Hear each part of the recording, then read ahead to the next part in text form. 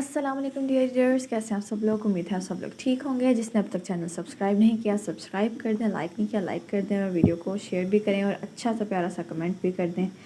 चलें शुरू करते हैं। सबके कहकों पर वो अंदर तक जल गई थी और गुस्सा सवा नीचे पर जा पहुंचा था।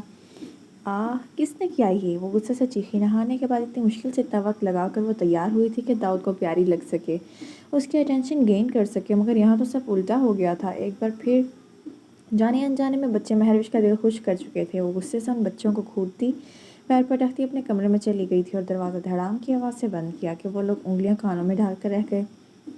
दाऊद जो बच्चों को डांटने लगा था, महरविश उन्हें लेती फ़ौरन किचन में खिसक गई। महरविश, मुझे नाश्ता कब मिलेगा? इतनी देर बाद जब नाश्ता न मिला तो दाऊद तिल मिलाकर किचन में दाखिल हुआ, जिस पर महर सिर्फ करके रह गई। महर, तुम जानती हो ना मुझे तुम्हारे हाथ का नाश्ता करने की आदत है। दाऊद ने उसे संजीदगी से याद दिलाया, जिस पर महर उसको देख कर रह गई, लेकिन कह तो वो सच ही रहा था, क्योंकि जब से महरविश इस घर में आई थी दाऊद को उसके हाथों के लजीज खानों की लत लग चुकी थी, जो इतनी आसानी से तो जाने वाली नहीं थी। अब तो बच्चों और दाऊद की पहली तरजीह घर का खाना होता था। अब तो वो बाहर से भी बहुत कम खाते थे। महरविश उनकी फरमाइश पर रोज़ कुछ न कुछ बना कर रखती थी। महरविश ने 2 लम्हे सोचा, फिर अगले ही लम्हे दाऊद के लिए पराठा बनाने लगी। दाऊद साहब, ये आखिरी बार है, आइंदा अगर आपने हम में से किसी को भी इग्नोर किया तो भूल है आपकी, क्या आपको कभी घर का नाश्ता मिलेगा। महरविश ने दाऊद को वार्न करते लहजे में कहा, जिस पर दाऊद मनोअन से सर हिला कर रह गया, जैसे उससे फर्मा बरदार इस दुनिया में कोई ना हो। जिस पर महरविश सिर्फ सर झटक कर रह गई, क्योंकि दाऊद और फर्मा बरदार दोनों का बिल्कुल दूर दूर तक कोई नाता ना था। दाऊद, अगर आपको याद हो तो कल बच्चों की सालगिरह है और मैं उसे बहुत अच्छे तरीके से सेलिब्रेट करना चाहती हूँ, इसलिए मैं चाहती हूँ कि आज ऑफिस से जल्दी आ जाएं और हम उनके लिए इकट्ठे ही करीब गिफ्ट खरीदने जाएंगे। ठीक है, मैं जल्दी आ जाऊँगा। दाऊद ने फ़ौरन उसकी बात की तस्दीक की, लेकिन याद रहे टाइम पर पहुँच जाइएगा। ये ना हो कि पिछली बार की तरह आज भी आप भूल जाएं और मैं आपका इंतज़ार करती रह जाऊँ। उसने मुँह बसूरते कहा, बिल्कुल मेरी जान, मैं टाइम पर पहुँच जाऊँगा। और कुछ मेरी मलका? उसने शरारत से कहा तो महर सर झटक कर रह गई और फिर दाऊद उसे खुदा हाफिज़ कहता हुए अपने काम के लिए निकल गया। महर डार्लिंग, आज की तुम्हारी प्लानिंग तो पूरी होने से रही, क्योंकि ये तो मैं होने नहीं दूंगी। दाऊद को तो मैं आज ऐसा उलझाऊंगी कि उसे घर की याद तक नहीं आएगी और बेचारी तुम उसका इंतज़ार करती रह जाओगी। और अगर दाऊद आ गया तो फिर हमारा प्लान कैसे सक्सेसफुल होगा? उसने परेशानी की एक्टिंग करते कहा। अब तुम देखती जाओ मैं तुम्हारे साथ करती क्या हूँ, उसने खुद से दिल ही दिल में अहद करते हुए कहा और शम्मस को कॉल में लाई। 3 बजे का इंतज़ार करते करते महरविश को 6 बज चुके थे, मगर दाऊद का कोई नामो निशान नहीं था। महर ने उसे बार बार कॉल की, मगर फ़ोन इंगेज्ड आ रहा था। गुस्से से उसका चेहरा सुर्ख पड़ चुका था। ये क्या समझते हैं, पहले मुझे लेकर नहीं जाएंगे तो क्या मैं जा नहीं सकूंगी? हर वक्त ये इस चिकली जेली के साथ रहते हैं। अब बस बहुत हो चुका है, ये आपने अच्छा नहीं किया दाऊद। वो गुस्से से इधर उधर टहलती बड़बड़ा रही थी। जल्दी से ऊपर गई, कपड़े बदले और फ़ौरन नीचे आती बाहर की तरफ बढ़ी। चलें भैया, मॉल तक जाना है, उसने पिछली सीट पर बैठते टैक्सी ड्राइवर से कहा। घर की गाड़ी किसी रिपेयरिंग के लिए गई थी। गाड़ी चलने से पहले उसने वॉचमैन को हाथ से करीब बुलाया। बोली, अपने दाऊद साहब से कह दीजिएगा मैं उनके बगैर कहीं भी जा सकती हूँ। अब उनको मुझ पर कोई एहसान करने की ज़रूरत नहीं, अपने काम को ही वक्त दें। अब वो वॉचमैन से कहते उसने ड्राइवर को कहते गाड़ी आगे बढ़ाने का कहा और देखते ही देखते गाड़ी धूल उड़ाती चली गई थी और वॉचमैन पीछे परेशान खड़ा रह गया था। दाऊद को एकदम कल की प्रेजेंटेशन तैयार करते याद आया कि महर ने उसे जल्दी 3 बजे आने का कहा था। उसने फ़ौरन घड़ी देखी जो 8 बजे आ रही थी। यकीनन आज उसे फिर देर हो गई थी। उफ़, ये मैंने क्या कर दिया, इतनी देर हो गई, मुझे महर तो मुझे नहीं छोड़ेगी। उसने फ़ौरन अपनी फाइल समेटते खुद को कोसा। हसीना उसकी मज़े से कारकर्दगी देख रही थी, क्योंकि उसका प्लान तो सक्सेसफुल हो चुका था। महर तो मॉल में अब तक बेहोश भी हो चुकी होगी और शम्मस की रात रंगीन भी हो चुकी होगी। उसने चटखारे लेते सोचा। दाऊद ने अपना फ़ोन पकड़ा जो इंगेज मोड पर लगा था। इससे इंगेज मोड पर किसने लगाया?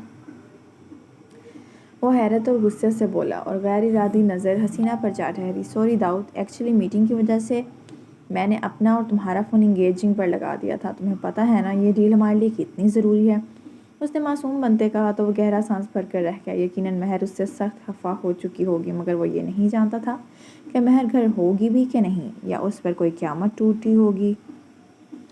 مہر ریان اور ریان دونوں کے لیے تحائف لے چکی تھی اور انہیں گھر پارسل کروا چکی تھی۔ صبح تک ان کی ڈیلیوری ہو جاتی۔ ان کے لیے کچھ اسپیشل ڈیگون نے بھی اس سے بہت وقت ڈھونڈنے میں بھی اسے بہت وقت لگا تھا۔ وہ چاہتی تھی کہ دونوں کو اپنے اپنے تحفے بہت پسند آئیں۔ اتنی ناراضگی کے باوجود بھی وہ داؤد اور اپنے لیے کل پارٹی میں پہنے جانے والے ڈریسز لے چکی تھی۔ وہ چاہتی تھی کہ ان چاروں کا کل کا دن یادگار بن جائے۔ تھک ہار کر اس کی ہمت جواب دے چکی تھی اور اب اس کی وہ شدت پکڑ چکی تھی، اس لیے اس نے کیفیٹیریا سے ہی ڈنر کرنے کا سوچا۔ رات کے 8 بج چکے تھے۔ گھر سے نکلتے وقت وہ فون کو سائلنٹ پر لگاتی بیگ میں ڈال چکی تھی۔ جیسے ہی کھانا آیا اس نے فوراً کھانا کھانا شروع کیا، کیونکہ رات بڑھتی جا رہی تھی اور اس کا رات دیر تک گھر سے باہر رہنا سیف بھی نہیں تھا اور نہ ہی اتنی دیر تک باہر رہنا اسے پسند تھا۔ اس نے اپنی ڈرنک کو ابھی تک ہاتھ نہیں لگایا تھا۔ دو ٹیبل چھوڑ کر بیٹھے شخص کی نظریں اس کی ڈرنک پر ہی تھیں، جیسے کہ وہ بےتاب ہو کہ کب وہ اپنی ڈرنک کا گھونٹ بھرے اور اس کا منصوبہ کامیاب ہو۔ اور یہ اس کا انتظار بھی جلد ہی ختم ہوا جب مہر نے اپنا کھانا ختم کرتے ڈرنک کو اٹھاتے اپنے لبوں سے لگایا اور 3 گھونٹ بھر لیے، مگر ذائقہ کچھ عجیب لگنے کے باعث اس نے گلاس ٹیبل پر رکھ دیا اور مینیو میں بل رکھ دی۔ وہ جانے کے لیے اٹھ کھڑی ہوئی، لیکن جوں ہی وہ پارکنگ لاٹ میں پہنچی اسے اپنا سر سن ہوتا ہوا محسوس ہوا۔ اس نے اپنا سر جھٹکا، مگر وہ پھر بھی تیزی سے اپنے قدم باہر کی طرف بڑھانے لگی جب سامنے سے آتے شمس نے تیزی سے اس کا رستہ روکا۔ کہاں جناب؟ آپ تو عید کا ہی چاند ہو گئی ہیں، اس دن کے بعد نظر ہی نہیں آئیں کسی پارٹی میں۔ اس نے اوپر سے نیچے تک مہروش کو نہارتے ہوئے کہا تو مہروش نے اسے ناگواری سے دیکھا، جس کی حوث زدہ نظریں اسے سمجھنے میں ایک لمحہ بھی نہیں لگا تھا، مگر وہ مہروش تھی، رحمہ نہیں، جو شمس کی چکنی چپڑی باتوں میں آ جاتی۔ وہ ایسی باتیں اپنے لیے توہین سمجھتی تھی، کیونکہ اس کو اپنی عزت، اپنی سیلف رسپیکٹ سب سے زیادہ عزیز تھی اور سب سے بڑھ کر وہ اپنے محرم کی وفادار تھی۔ مجھے لگتا ہے باتیں کرنے کا یہ وقت مناسب نہیں، پھر کبھی ملاقات ہوگی۔ مہر نے اس کو ٹکا سا جواب دیتے سائڈ سے نکلنا چاہا جب وہ پھر ایک مرتبہ اس کی راہ میں حائل ہوا۔ مہروش، آپ ایسے کیوں بات کر رہی ہیں مجھ سے؟ میں تو آپ کا ہمدرد ہوں۔ کیا آپ نے دیکھا نہیں کہ آپ کا شوہر آج کل کسی دوسری عورت کی طرف متوجہ ہے؟ شمس نے اس کی ہمدردی بٹورتے اس کے دل میں داؤد کے لیے شک پیدا کرنا چاہا۔ پہلی بات تو یہ مسٹر شمس، مجھے اپنے شوہر کے کردار کی گواہی کسی تیسرے بندے سے نہیں چاہیے، کیونکہ میں خود اپنے شوہر کو اچھی طرح جانتی ہوں، اور دوسری بات، وہ لڑکی ہماری گیسٹ ہے اور ہمارے ہی گھر میں رکی ہوئی ہے، اس لیے اس کا باہر داؤد کے ساتھ نظر آنا ایک عام بات ہے۔ رہی بات لڑکیوں کے ساتھ پھرنے کی، تو اس میں آپ بھی پیچھے نہیں،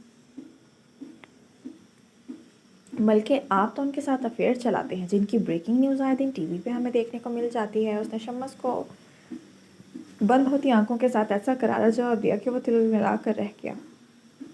اب مہر کی آنکھیں پوری طرح بھاری بند ہونے لگی تھیں اور دماغ غنودگی میں جانے لگا تھا۔ اس کے دماغ نے اسے سائرن دینا شروع کر دیا کہ یہ ضرور شمس کی کوئی چال ہے۔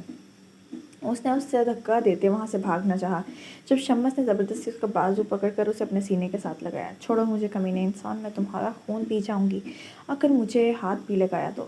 میں تمہاری بیوی کی طرح کوئی پروسٹیٹیوٹ نہیں جو ہر ایک کے ساتھ منہ ماری کرتی پھرے۔ مہر نے تو بمشکل جتن کرتے اس کے منہ کو ناخنوں سے نوچتے کہا، جس کے چہرے پر اچھی خاصی خراشیں پڑ چکی تھیں۔ نہ میری جان، ایسا تو میں تمہیں جانے نہیں دوں گا، بھلا ہاتھ آئی لکشمی کو کوئی یوں خالی ہاتھ جانے دیتا ہے؟ پاگل ہی ہوگا وہ شخص جو اتنے اچھے موقع سے ہاتھ دھو بیٹھے گا، اور میں ان پاگلوں میں سے بالکل نہیں جو ہاتھ آئی جوانی کو یوں بغیر چکھے چھوڑ دے۔ شمس نے اسے بری طرح قابو کرتے کہا، جو نیم بے ہوش میں بھی اس کا برا حال کرنے سے باز نہیں آ رہی تھی۔ ایسی ہی تو نہیں میں پاگل ہوا، تمہارے پیچھے کچھ تو بات ہے تم میں، تم باقی لڑکیوں کی طرح میری چھولی میں آم کی طرح نہیں گری، بلکہ تم تو وہ لڑکی ہو جسے ہر شخص اپنے پہلو میں رکھنے کی چاہ کرتا ہے۔ اس نے بے باکی سے اس کے چہرے پر بکھرے بالوں کو کانوں کے پیچھے اڑیستے کہا کہ وہ جھٹ پٹا کر رہ گئی۔ اس نے صرف 3 گھونٹ ڈرنک کے لیے تھے، اس لیے ابھی وہ مکمل بے ہوش نہیں ہوئی تھی، ورنہ تو اب تک شمس اسے لے کر جا بھی چکا ہوتا۔ ارے ضد مت کرو میری جان، ابھی تو ہم جا کر اپنی گولڈن نائٹ منائیں گے، اور اس کا لائیو ٹیلی کاسٹ میں تمہارے شوہر کو ضرور بھیجوں گا، آخر اسے بھی تو پتہ چلے کہ تنہائی میں تم کس کے ساتھ جچتی ہو۔ مہروش نے دل ہی دل میں اللہ سے اپنی عزت کی دعا کرتے، اللہ کا نام لیتے، شمس کے منہ پر رکھ کر اپنا سر مارا کہ وہ درد سے بلبلاتا ہوا پیچھے ہٹ کر گرا۔ کیونکہ مہروش کے سر ٹکرانے سے اس کی ناک سے خون کا فوارہ پھوٹ اٹھا تھا۔ اتنا وقت مہروش کے لیے کافی تھا کہ وہ داؤد کو کال کر سکتی۔ اس نے فٹافٹ بیگ میں سے فون نکالتے ڈائل نمبرز میں سے داؤد کو کال کی تھی، مگر اس کا فون آگے سے انگیجڈ آ رہا تھا۔ اس کو اپنی بے بسی پر سخت رونا آیا تھا۔ کیا ہوگا، کیا ہو جائے گی مہر؟ اس کی ہوس کا شکار جاننے کے لیے دیکھیے عشق لازم است۔